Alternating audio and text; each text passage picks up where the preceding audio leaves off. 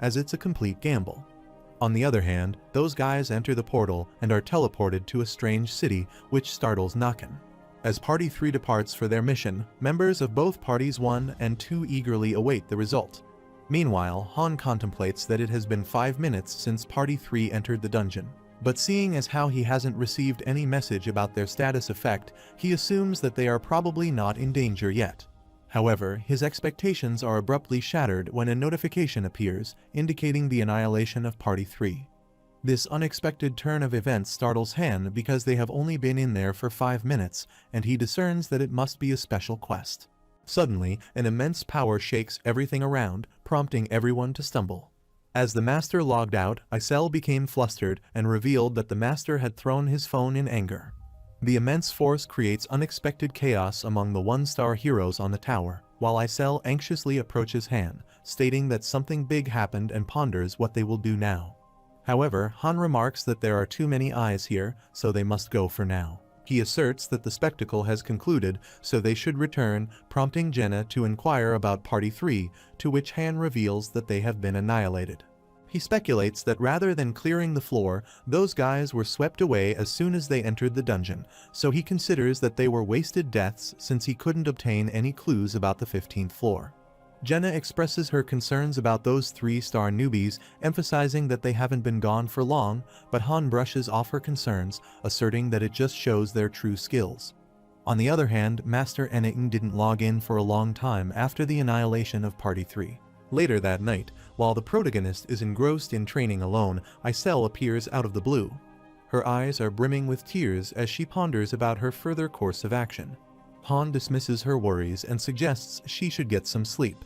He emphasizes that they should maintain their routine and keep living their lives with continuous training. However, Isel expresses her anxiety about the master's absence for almost 10 days. She emphasizes that, except for Party 1 and 2, the rest of the one-star fodders are getting too lax due to this turn of events. Isel elaborates that since the Master and Synthesis aren't here, those useless bastards don't fear, and no one, besides a few, even wants to go into the daily dungeons. In response, Han contemplates the situation and contemplates that it's 10 days of waiting room time. But in reality, they have only been gone for 3 days. Amid their chit-chat, the system welcomes the Master, prompting Isel to become excited for his return, and her eyes glimmer with joy. Suddenly, an intense light erupts and Han swiftly covers his eyes, but due to the notification, he realizes that the Master has taken a screenshot. Shortly after, the Master logs out, which bewilders the fairy because he logs in for the first time in a while, but logs out without doing anything.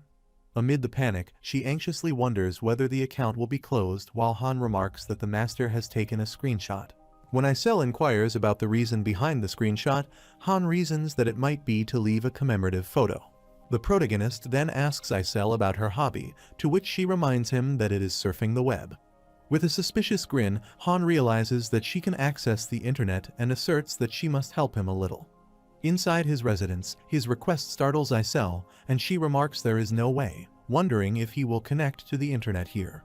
While lying on his bed, Han urges that he doesn't care if she can't, but Isel denies his assertion, stating that it's not like that she can't and confidently reveals that she can. When Han wonders the reason behind her hesitation, she reasons that it's not easy to interfere with information from another dimension. She then elaborates that there are penalties as they need to pile together the residue interactions left behind by the Master. Isel asserts that if it's only observing, over an hour is possible, but if he wants to leave an article or send a reply, then the time decreases significantly. She is pissed about it because it's been so long since she has visited the Ragna Loki form. Han acknowledges her concerns and reveals that he needs to use the internet directly, which catches her off guard. She forcefully shakes her face, and despite her reluctance, she agrees, claiming her unwavering support for the Master of Masters, Loki. Isel then uses her fairy power to let him use the internet, but highlights that even though she can assess the internet, she can't maintain this for long.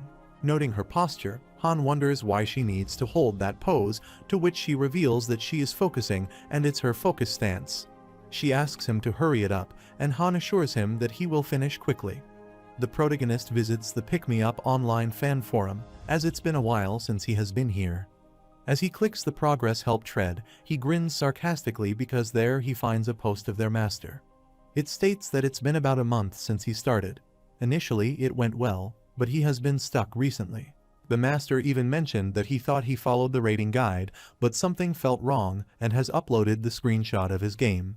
Han then notices all the heroes' profiles there, wondering if this is his sprite, and considers that it is actually like a game character's.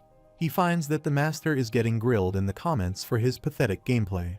However, his attention is diverted to Isel, who is having a hard time with her focus stance, and he realizes that she is at her limit. Han sends the documents he has on his cloud to Master Enitin, which will help him with the raids, and believes that Enitin's modus operandi will change. He comments under Enitin's post, which swiftly catches the attention of other users of Pick Me Up, and they can't believe Loki has replied. Their messages prompt Han to consider that he should have replied anonymously. Meanwhile, Isel reaches her limit and tumbles on his bed, wondering if it is done and whether it goes well. In response, Han praises her work and remarks that it will depend on the master's reaction. Isel becomes fully exhausted and wonders what he has sent to the master, to which Han reveals that he has sent his player record and some other things on top of that. At that moment, Isel excitedly asks if it is the Book of Heaven, but Han wonders what she is talking about. She enthusiastically reveals that there is a rumor that the attack methods known to the public are incomplete, and that the true raid methods are held tightly by Loki.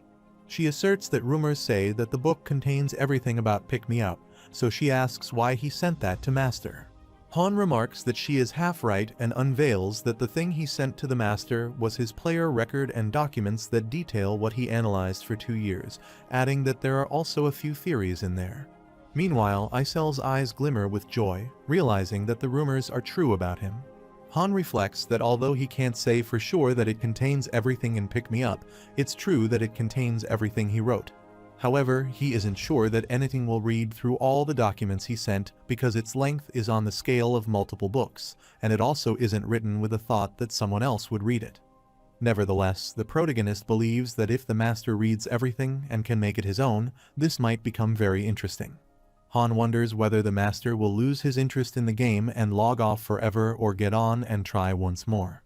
The following day, as the master logs in, the system welcomes him in Pick Me Up.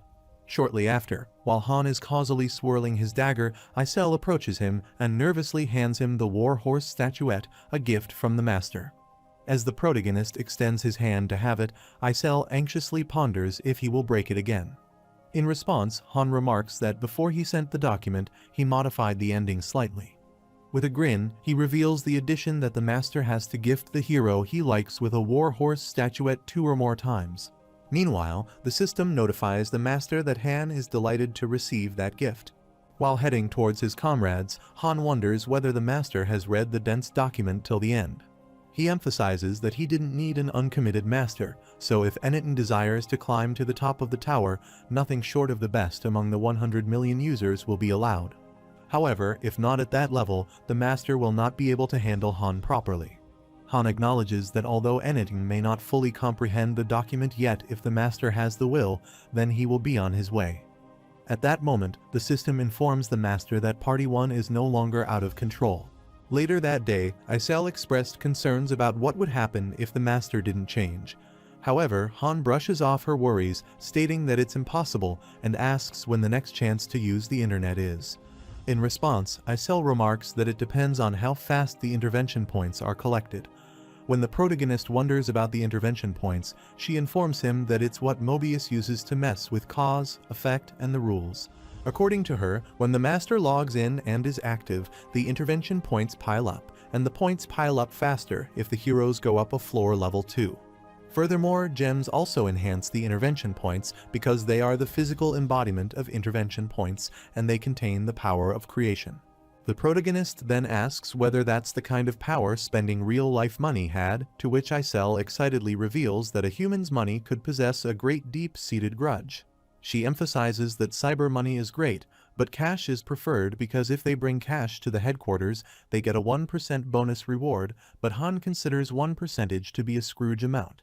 After that, he steps out of his room, where his party members await him, and they head toward the town square. As the system notifies the master that Party 1 is operable, the protagonist declares that from this point onwards, they are taking back their refusal to fight. While heading towards the dungeon, Eren reminds Han that even if the master changes his mind, they are still a group of 4, and he emphasizes that they lack a member. However, Han confidently advises him not to worry about that. On the other hand, Isel approached Edith on the training ground and informed her about the master's directive to join Party 1 temporarily. Edith heeds the master's command and joins Party 1. Before entering the portal, she informs Han that she cannot stay long. In response, Han clarifies that he doesn't intend to ask her to stay long and assures her she can lead Party 2 again once they clear the 15th floor. As Party 1 steps inside the portal, they are teleported to the main dungeon of the 8th floor, where they have to annihilate their enemies. Soon, the menacing goblins stride forward to launch an attack. Still, to their surprise, Ivolka halts their progress with her invert spell, which catches the adversaries off guard as they don't expect a massive counterattack. With her magic, a wave-like power levitates some of them in the air, while the rest are taken aback. Meanwhile, Jenna, with a newfound determination, unleashes her archery skills and takes down 3 enemies in one shot. Ivolka employs her last level Ignite spell, which creates a massive explosion, and the fire engulfs most of the goblin monsters. On the other hand, while confronting the rest of the adversaries, Han contemplates that she can cast in 10 seconds, which used to take her 40 seconds. Meanwhile, Edith, standing idly, wonders what they call her for because they have overpowered the adversaries without her help. As the stage is clear, Eren and Ivolka are level up, and she has been selected as the most valuable player. Han considers that since Jenna can shoot so much faster now, he can trust her to have his back. Edith hasn't adjusted to their party, but Han believes that she is clever and will find her role soon. Furthermore, he acknowledges that Ivolka has gotten much more flexible with her magic too, and it's different from last time. As they step out of the portal, Ivolka asks if it's all for today and expresses that she is tired of using magic. However, despite her reluctance, Han drags her along towards the magic hall, asserting that it's not over yet and assures her that she won't have to work too much. Nonetheless, she urges that she doesn't trust him because those words have often deceived her. They enter the magic hall shortly after, and Ivolka wonders why he brought her there. In response, Han reminds her that she won't have to exert herself physically and reveals that she has to do research. Suddenly, Isel appears out of nowhere, catching Mage Ivolka off guard, who requests her not to pop out of nowhere like that and asserts that she has scared her. However, Isel dismisses her request by asserting that she needs to get used to it since it's not like she appears like this because she wants to. She then points out a desk and informs Ivolka that she has to solve a problem and put it in the container there. Ivolka quickly views the paper, stating that she learned this stuff in her academy but wonders the reason behind it. In response, the fairy frustratedly remarks that it's an order from the master, urging her to do so if she doesn't want a lecture from the master. On the other hand, Han opens a book but can't read it, while Ivolka wearily commences solving the problem.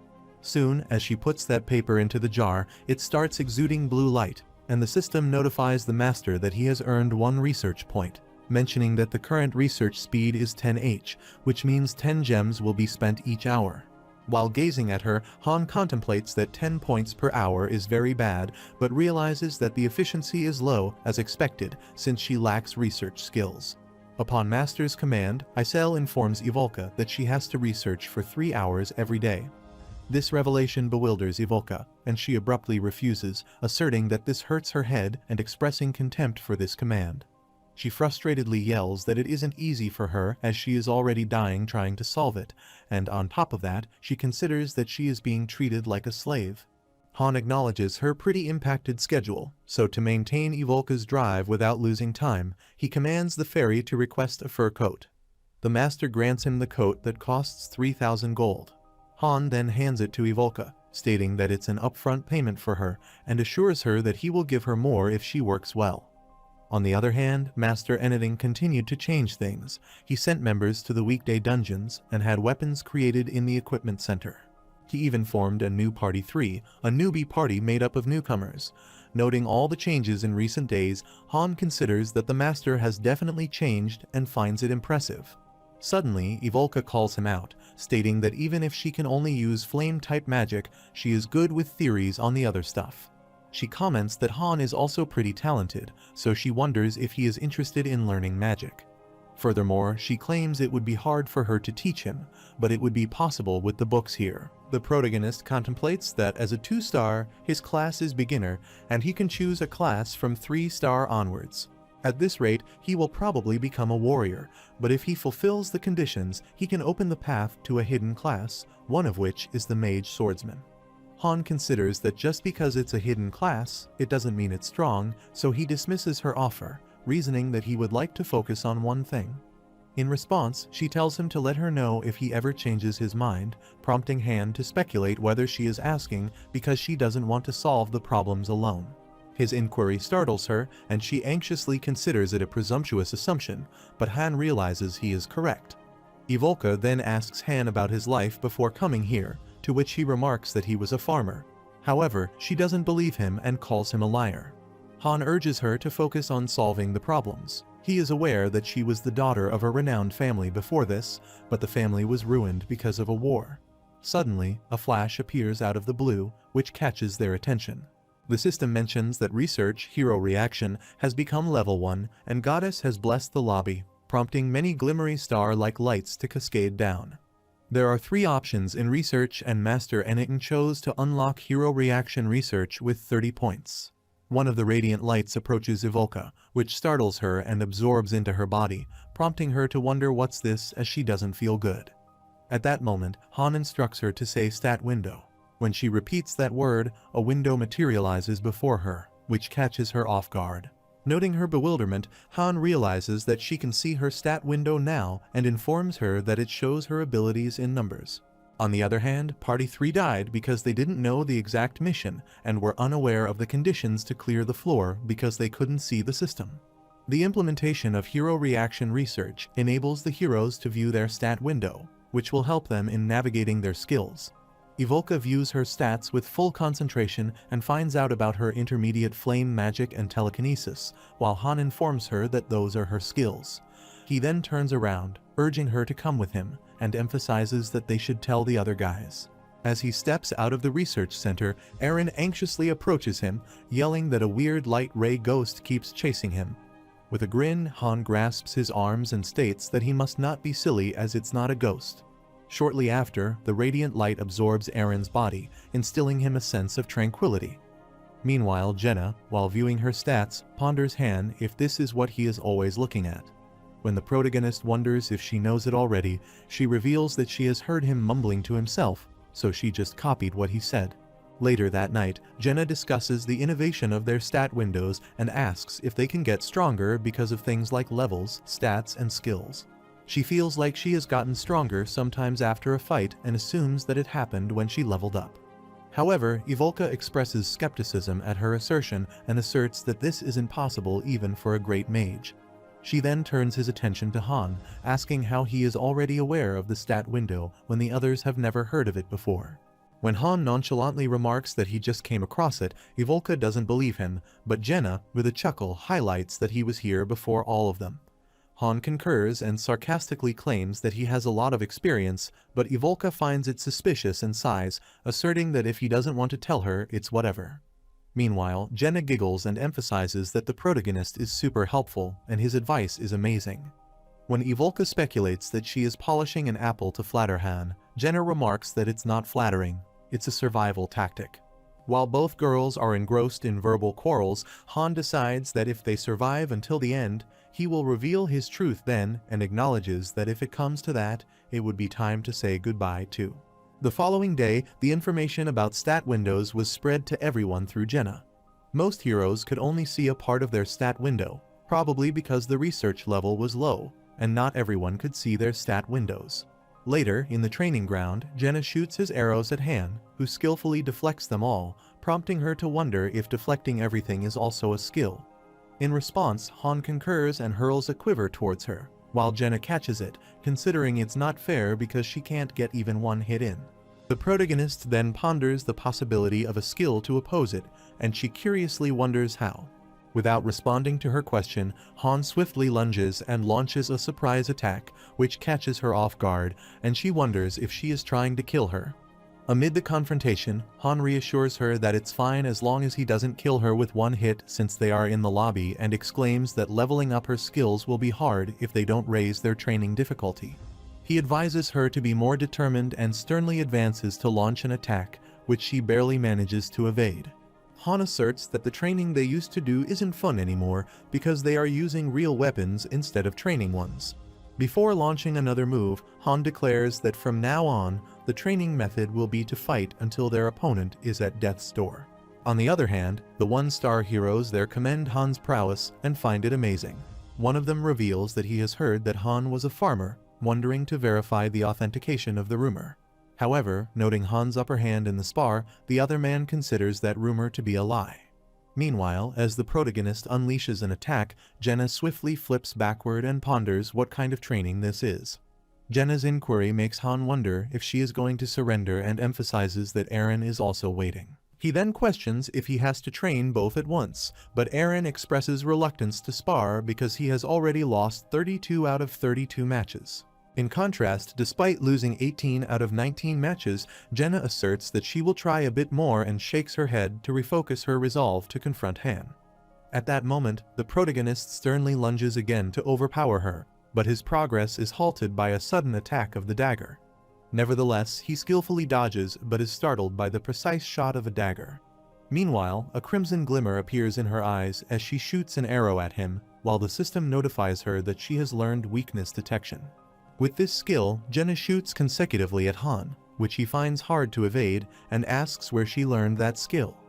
Taking a short pause, Jenna reveals that she just thought of what Han said earlier, that there would be a skill to oppose the skill he was using to defend, so she finds an opposing skill. Contemplating that she learned a skill just from that, he finds it interesting and commences their sparring match again. Jenna then wields her bow at him, claiming it won't be easy. However, the scenes are different this time, as Jenna seems to overpower the protagonist with her archery skills. She forces him to dodge with the first arrow, then use the second or third arrow to aim at his weak spot, mix in fake shots, and deceive using arrows. It has gotten much harder to avoid. Jenna's determination becomes fruitful. With that, her basic archery skill reaches level 6. Han is surprised by her rapid increase in skill level, and as she unleashes a barrage of arrows at him, he realizes that she is getting stronger. However, he barely deflects the arrows and reminds himself that he will not lose. In contrast, the bystanders are amazed to see their skills and wonder whether they are human, as both Jenna and Han are amazing. Meanwhile, Eren, standing aside, becomes nervous and considers their skills as pure talent. He anxiously tightens his grip on his spear as the skill level gap is continuously increasing between him and his comrades. In contrast, the fierce spar continues, where both opponents seem equally powerful. However, while deflecting the arrow with his sword, Han acknowledges that he can't close the distance between them. Despite the simultaneous shots, Han resolves to use the shield only in an emergency because this training is to obtain a new skill. Han faces a hard time dodging the arrows and realizes that he needs to do better than just looking at the target. He contemplates that if he can detect the intent behind the arrows, he will find a way. Suddenly, just before an arrow is about to hit his eyes, his throw defense and basic swordsmanship skills level up, and he obtains an insight skill. With the newfound skills, Han swiftly deflects and dodges all the arrows shot at him in no time and menacingly approaches her. This unexpected turn of events catches Jenna off guard, and while deflecting Han's assault, she tumbles on the ground. Eventually, after many ups and downs, Han manages to overpower her and mockingly asks if it is his 19th win, while Jenna considers him a monster. After the friendly spar, Han views his stats window, noting that he has gained a few skills. Meanwhile, Eren and Jenna are also engrossed in noting their attribute windows. Jenna curiously wonders how many skills Eren has, to which he reveals that he has only 3 skills, including basic spearmanship, pain tolerance, and flame resistance. However, when he asks about her skills, she reveals a list of skills, including basic archery, basic dagger technique, switching, rapid fire, hawk's eye, and many more. Jenna's skills list enhances Eren's anxiety, but Han standing aside assures him that more skills don't represent one's strength, as it solely depends on the synergy with their level. The protagonist contemplates that if one has an incompatible skill, it could actually do more harm than good. He considers that his berserk and composure are some examples, but those are special cases. However, noting Jenna has 9 skills, he believes that she is a top tier. The following day, for the advancement of a hero, the beginning item combination begins to create a basic promotion stone. However, due to some cause, the process failed to combine, prompting Han to inform Isel that it failed despite having an 87% chance. Meanwhile, Jenna excitedly ponders if she can get a promotion too, and Isel informs her that it's her chance now as she has become a 2-star hero. Shortly after, as the combination of rare stones is complete, the master commences the promotion. As Jenna steps towards the advancement chamber, she turns around, informing Han that she will be back while Han is contemplating the levels of his comrades. He is level 12, Ivolka is level 8, Eren is level 9, and Jenna is level 10. After her departure, Han reflects that his advancement was a special case because Tell interfered, but he assumes that Jenna will see something different from what he saw. After a while, the system mentions that Jenna's forgotten memories have awakened, and with the completion of the promotion, she has become a 2-star hero. After exiting the chamber, she approaches Han, but she doesn't seem happy. She informs the protagonist that she had a weird dream that the forest where she used to live was on fire. However, Han acknowledges her concerns and considers that it's a stupid dream, advising her to forget about it as there is no need to worry. In response, Jenna giggles nervously and emphasizes that it was an unpleasant dream. Han then asks if there is something other than that, and Jenna, after contemplating, remarks that she feels like she had a weight lifted off her shoulders and asserts that was it. While gazing at her, deep down, Han contemplates that it seems like the normal promotion process awakens some forgotten memories, but he is surprised by her revelation of regaining memories through promotion. He speculates that currently, the heroes are in a state of amnesia, and at about 4 or 5 star, they will realize the truth about how they are summoned here and what happened to their world. Not long after, Eren Delcut also went through promotion and became a 2-star hero. Han has no idea what dream Eren had, but he notices that he has become more driven. Later, as Eren turns around to exit the training ground, he asks Han if he isn't going back. When the protagonist denies, stating that he still has something to do, Eren acknowledges his hard work and desires to try harder than him. Han reminds Eren that he will ruin his body if he overworks himself, and when the blonde-haired guy expresses concern for Han, he assures him that he is okay. Soon, as Eren departs, Han enters his berserk state, and to enhance that skill, he unleashes his power and tactics at a scarecrow. Afterward, as he exited berserk mode, he considers that it's incomplete because even though he got stronger, he can't focus his power where he wanted to. He speculates that if he activates berserk, he becomes stronger, but his skills fall in efficiency, and he loses his composure. However, if they could synergize with each other, they would have combined, like the basic sword-shield technique, and if 2 skills were compatible, they would become 1. Out of the blue, Edith arrives at the training ground, stating that he is working hard so late at night. When the protagonist wonders what brings her here so late, she reveals that she wants to ask him something before she goes to the 12th floor. She asserts that Han's party isn't made up of people who are used to battle, like Jenna was a forest keeper, Eren was a hunter, and Han was a farmer. However, she doesn't believe that information about their past, and then asks whether Han has ever killed a person before. In response, Han remarks that her party has already climbed the 12th floor and counter-question whether she is asking so to verify how determined they are. When Edith concurs that she wants to check how determined they are to survive, Han declares that he is here at the cost of others' lives and reveals that 3 people were synthesized to him, so she should know the answer by now. Edith becomes surprised by his response and concurs, realizing that he has killed the maimed wolf mercenaries. Han then asks whether she is insulting him, but Edith denies his assertion. Noting her concerns, Han asserts that whatever appears on the stage is just a monster, so they must have to kill it. However, Edith adds that he may consider it like that, but his party members are oblivious to it, and while enhancing his sword skills, Han remarks that he knows his team well, so she must not worry about them.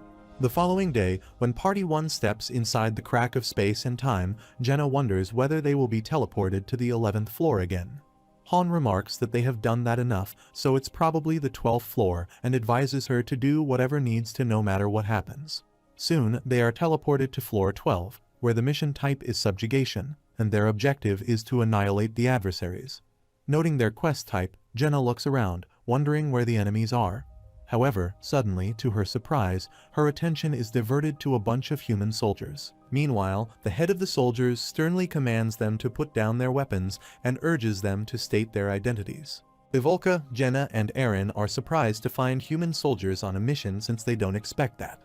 Eren abruptly calls out to Han, asserting that those people are not monsters, and despite this, Han wonders whether he will not fight them. Eren anxiously denies his assertion and proposes to him that instead of fighting, they should talk to the soldiers first. Meanwhile, Ivolka concurs with Eren's remarks, stating that by talking to those soldiers, they could obtain information about this space and get through this without fighting. When Han wonders whether they will not fight, to which Jenna emphasizes that they hope to avoid unnecessary bloodshed. Han contemplates that these soldiers are different from NPCs and can see them, so he concludes that they are enemies. He urgently commands his comrades to raise their weapons against them, but Eren expresses reluctance. Han then unsheathes his sword, sternly pondering that if they are not going to fight, they will stop him. Han's stern demeanor startles his comrades, but they are stuck between whether to heed his command or to confront those human soldiers. Nevertheless, Han takes a deep sigh and allows them to do as they please, which somewhat eases their tension. At that moment, Eren thanks the boss and informs him that he will try talking to them. With a spear in his hand, Eren takes a few steps toward the soldiers, introduces himself aloud, and expresses his desire to talk to them. The soldiers' leader acknowledges his desire, stating that it's likewise for them, and asserts that they were dragged to this weird place. When Eren inquires how they got here, the soldier leader remarks that it's hard to explain since too much has happened and requests him to come closer so they can talk better. In response, Eren believes them blindly and agrees to approach them, but the leader commands him to drop his weapon before approaching them, asserting that his underlings are quite on edge. They assure him that they have no intention of fighting, so he must not worry and highlight that they also want to return. As Eren heeds their command and bends to put his spear on the floor, Han chimes in and grabs his shoulder, asking whether he is a pushover as he is doing whatever they tell him. Han urges the soldiers to come on over to him and drop their weapons. When the leader expresses reluctance, expressing that it will be a problem, Han discerns their malicious intention and ponders why they only want his team to drop their weapons. However, to feign that they are innocent, the leader and his two underlings agree to come over and drop their arms. The leader then ensures Han that they have disarmed themselves, hoping that Han can reciprocate. The protagonist swiftly drops his armory, which is praised by the leader and comments that now they can hold a proper discussion. While walking towards Han, the soldier states that he can hear a voice endlessly whispering in his head, and he can't stop it no matter how hard he blocks his ears. Meanwhile, with a grin, Han wonders what it is saying. The man swiftly lunges to launch a surprise attack, asserting that the voice is commanding him to kill them all. Suddenly, the soldiers' eyes turned crimson, and they swiftly grasped their hidden weapons to assault Han and his comrades. However, Han already discerned their malicious intentions because he had seen this happen while he was a master, and the heroes who hesitated to attack were all annihilated. Despite the sudden chaos, Han remains vigilant and quickly unsheathes his sword to overpower the adversaries. Meanwhile, Jenna is taken aback by this sudden turn of events. In contrast, the protagonist remains undeterred and lunges to annihilate his adversaries. Amid confronting them alone, Han contemplates that cooperation is non-existent, no matter the identity of the enemies and how they look. Suddenly, a malicious soldier prepares to shoot an arrow at him, but Edith reacts swiftly and annihilates that adversary with a precise strike of her dagger. After assassinating some of the soldiers, Han turns his attention to Eren, stating that it's killed or be killed, and asks if he still wants to talk. In response, Eren becomes determined and declares that he will fight. The protagonist then asks if Jenna will let those malicious soldiers go. In response, she takes an arrow out of the quiver and readies herself to confront them, stating that she has made up her mind to overpower them. With a newfound determination, she unleashes a barrage of arrows, and Ivolka casts her spell, expressing her readiness to overpower them. At that moment, Edith realizes that she was worried for no reason, and the protagonist concurs. Han contemplates that it doesn't matter if the enemy is a monster or human. The thing he puts the most importance on when creating a party isn't talent or strength, but mentality. According to him, those who possess the drive to do whatever it takes to survive, because these guys are the true monsters. As the malicious soldiers lunge to attack, Han instructs his comrades to prepare to fight. Ch Pater no. 46. As they commence the battle against the rest of the adversaries, Edith remarks that these guys aren't normal, which Han, sternly lunging forward, concurs with her assertion. While everyone is engrossed in battle, Han commands Evolka to unleash her spell. She swiftly heeds his command and employs her ignite spell, which engulfs many soldiers in the flames. Meanwhile, Jenna and Eren confidently confront them skillfully and halt their progress. In contrast, an armed soldier attempts to assault the protagonist, which he deflects easily and counterattacks by assassinating that mercenary. Amid the chaos, Han acknowledges that the adversaries' armors are great, but they are neither in position nor organized. As Han strides forward to execute the last soldier, he desperately implores the protagonist to spare him, asserting that he has a wife and a daughter waiting for him at home, so he has to return to them. With a stern demeanor, Han ponders how he will return, which startles the soldier. However, before he can respond to Han's inquiry, blood starts gushing out of his mouth, and he is executed by the protagonist. On the other hand, noting the corpses all around, Evolka comments that these people are strange. Edith remarks that they have been brainwashed, claiming that she has seen it a few times, but she has never seen so many people brainwashed so thoroughly at once.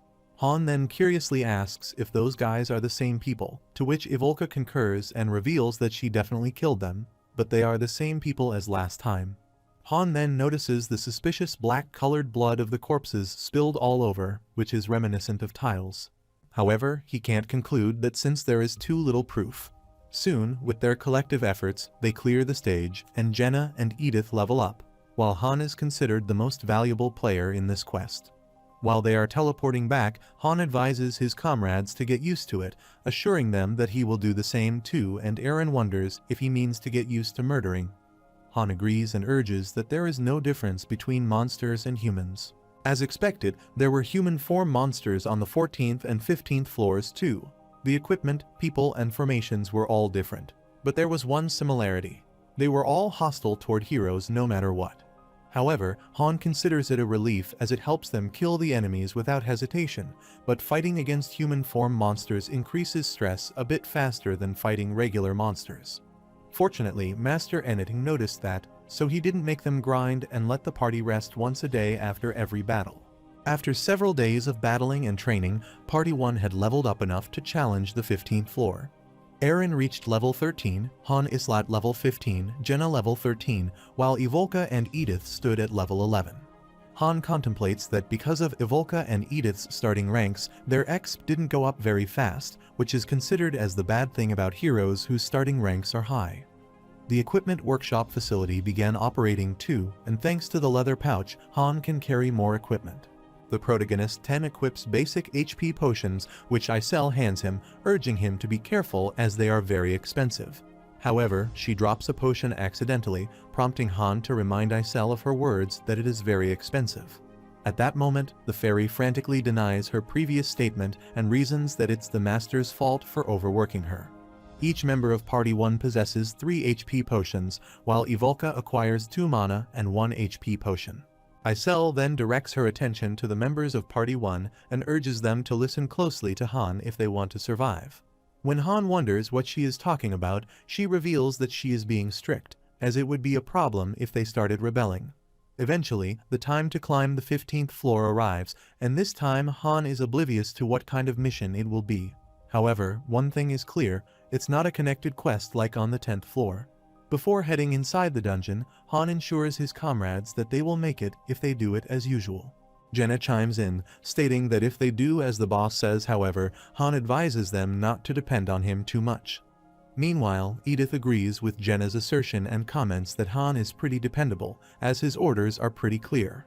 Han then views his attribute window and contemplates that his stat total is 107, which is comparable to an advanced 3-star. It's because of his relentless hard work. It has already been 2 months since he got here, and he hasn't even taken a break. At that moment, the system mentions that using the recording feature, the master can record to save a stage challenge, which can be viewed at any time. The master then purchases the record feature, which costs 300 gems, while Han, viewing all that, assumes that the master wants to save the replay and considers it not a bad habit. The record feature will be helpful in raising insight and judgment skills.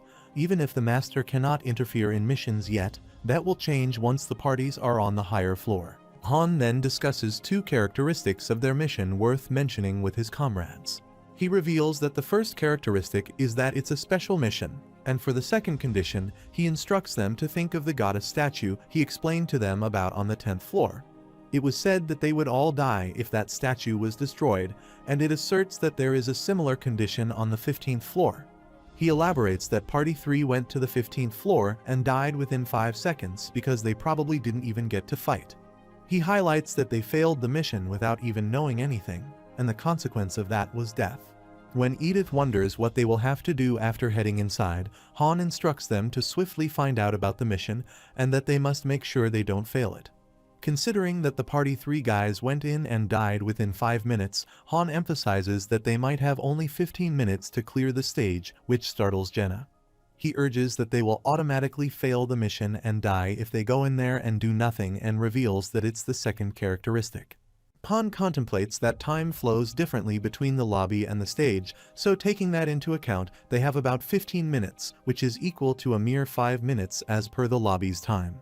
Noting the deficiency of time, Han discerns that it will be a time-sensitive mission. When the system mentions that the main dungeon of floor 15 will open after 10 seconds, Han instructs his teammates that once they head inside, they will gather information within 3 minutes and start the missions. Soon, a blue light erupts, and they are teleported to floor 15, which seems like a city full of people who are busy doing their chores. The team looks around while the people around them remain unaware of their presence. Han contemplates that this floor is also a city, and while looking at the people around him, he realizes that they are NPCs who can't see them. However, he considers that it's very peaceful here, unlike on the 10th floor. Suddenly, the system reveals that their mission type is guard, and the objective is to protect a certain individual. Han grits his teeth in frustration, wondering if it wants them to find that one person in this crowd. He speculates that Party 3 must have panicked when they saw this crowd, as they didn't know the mission and couldn't tell who the enemy was. They hadn't gone to the 10th floor, so they might have thought that maybe their goal was to kill the civilians. Han contemplates 2 possible reasons for their death.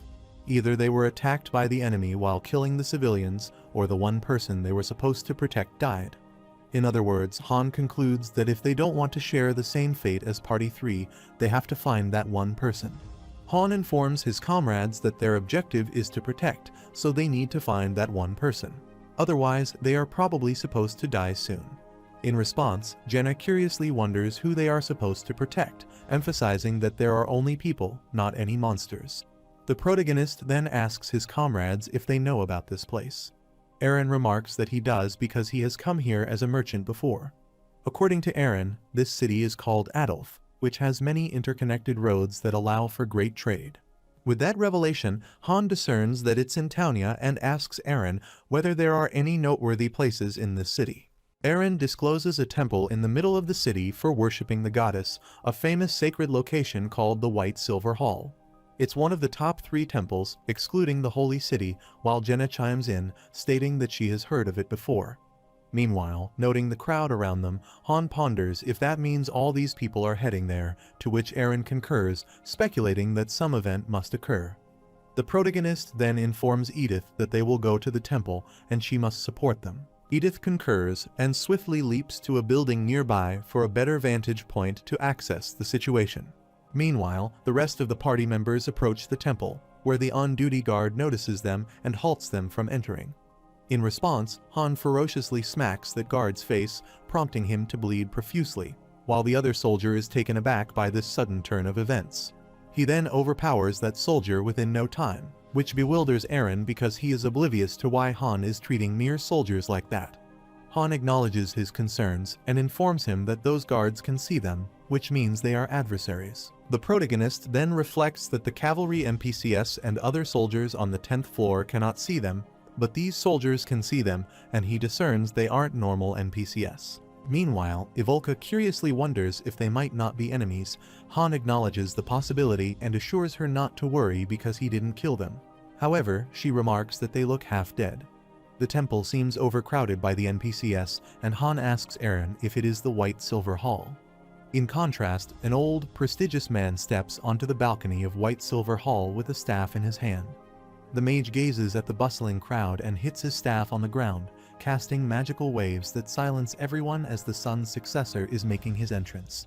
Meanwhile, Ivolka discerns that it's magic amplification, but Han remarks that there is no time for all this and asserts his plan to enter the temple. Han speculates that for an event like this to occur on a stage, it must mean that the person they have to protect is the main character of this event. As they step ahead to enter the temple, more guards halt their way, but Han sternly unleashes his sword, urging them to move unless they want to die. When one of the soldiers wonders if they are heretics, Han grins sarcastically and kicks that statue of twin fairy goddesses. The statue shatters upon hitting the ground, and Han wonders whether it is called a heretic. His sarcastic remark ignites the fury among the soldiers, and the head of the soldiers commands his underlings to kill that brat. As the adversaries rush to assault the party, Han asks his teammates whether they believe in this religion, but they deny it. At the same time, Jenna confidently remarks that she only believes in herself and Han. The protagonist then unveils that they will get through these guys and keep moving forward because the person they must protect is probably in the temple. Soon, as the armed soldiers strive to overpower them, Han and his comrades remain unfazed and swiftly lunge to confront them. Han skillfully dodges an assault with his shield and instantly incapacitates that brat's neck with his sword. Without wasting time, he swiftly assassinates the other guy by slitting him in two halves. He then smacks the next adversary with his shield and hurls him aside. Amid the chaos, he instructs his comrades to keep running instead of fighting them all. In contrast, the head of soldiers urges his underlings to halt the party's progress to protect the temple. While confronting the enemies, Han reminds Jenna and Eren not to fight them all, emphasizing the deficiency of time. He speculates that the target is probably hiding somewhere in this temple, and he doesn't know how, but they will die soon. With a forceful kick, Han opens the temple's gate, acknowledging that they only have a few minutes left, and if they can't find them in that time, they will all die. Han urgently commands Ivolka to cast her spell. In response, Ivolka heeds his directive and employs her spell, which levitates the furniture inside the temple to block the entrance. Meanwhile, a blonde-haired priest asks about their identity and wonders how they barged inside the temple. Contemplating that there is no change in the message window, Han discerns that the priest isn't the one they need to protect. He notices the hallways and considers that it must be the entrances. On the other hand, many soldiers arrive there to overpower the party members. Han abruptly commands his comrades to take care of the right path while he watches out for the left side. In response, the teammates concur and assure him that they will catch up with him soon.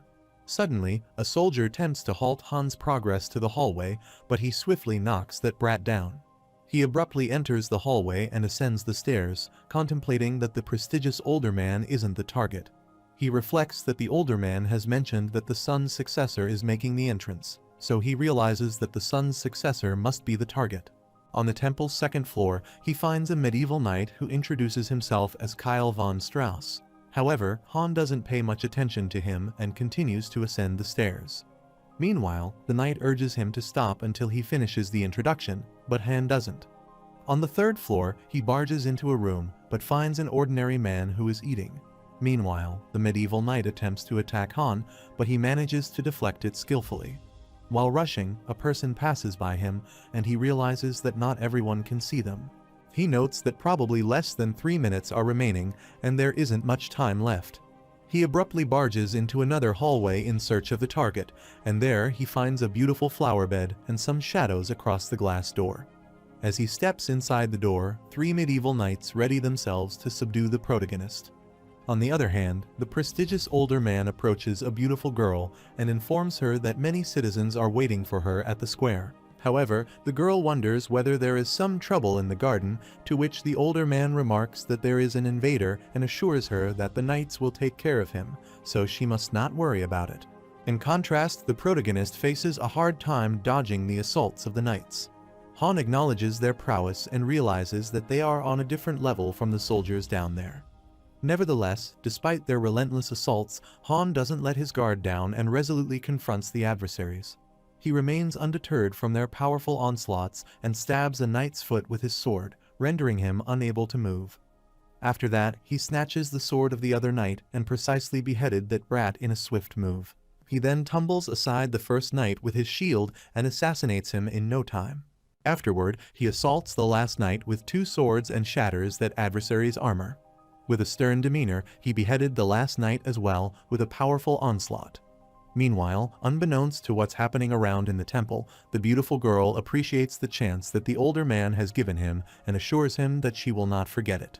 Suddenly, the protagonist arrives there and catches that older man off guard as he manages to get through the guards. The older man then brandishes his staff and unleashes a malicious spell. However, Han is surprised by the sudden turn of events because the man is not aiming for him but for that girl. Without delaying a second, Han leaps with a stern demeanor and slits that man's head off his body. With this precise move, Han manages to halt the man from attacking that girl, but his spell is already cast, which causes massive destruction and chaos among the citizens. Noting that the man didn't try to attack him, Han discerns that the girl is the target they are supposed to protect. At that moment, the girl anxiously ponders his identity, but Han dismisses her query, stating that she doesn't need to know. However, the girl continues to wonder if he is an assassin or if he is here to kill her. Suddenly, Han feels something amiss and swiftly shields the girl to protect her from anonymous arrows shot at her. Shortly after, when the girl wonders what is going on, Han urges her to stay down. Looking around the building, Han finds 3 assassins who aim their daggers again, but reacting swiftly, Han manages to deflect them in time. The protagonist notices a suspicious liquid on the dagger and realizes those assassins are aiming for her with these poison daggers.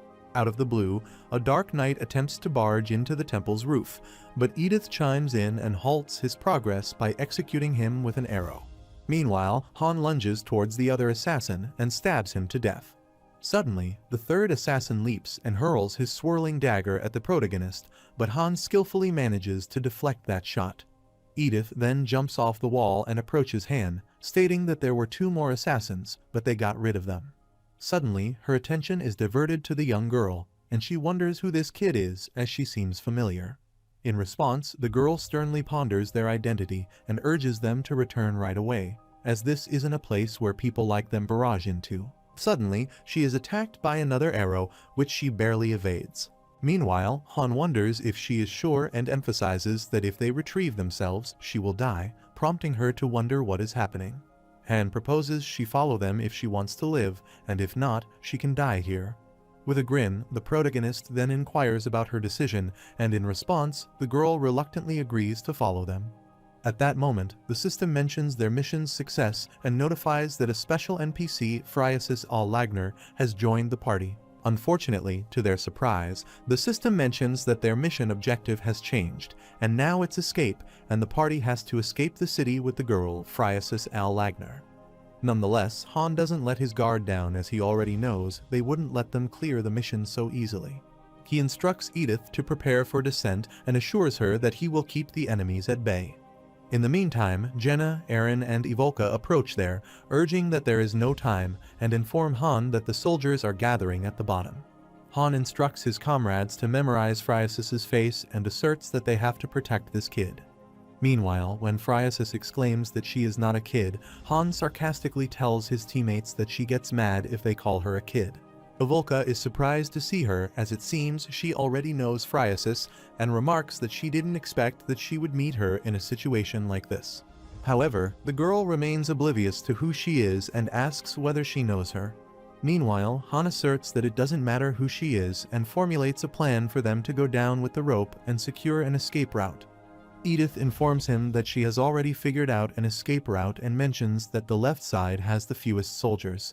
She adds that the path is complex, so it's good for hiding too, and Han concurs with his assertion, stating that they will go that way. He highlights that the order to descend the building will be Edith first, then Eren, him, Ivolka, and Jenna.